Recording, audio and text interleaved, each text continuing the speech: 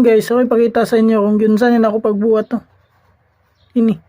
Mao ni siya ang kuan decorative man siguro tawag ani. Di ko sure pero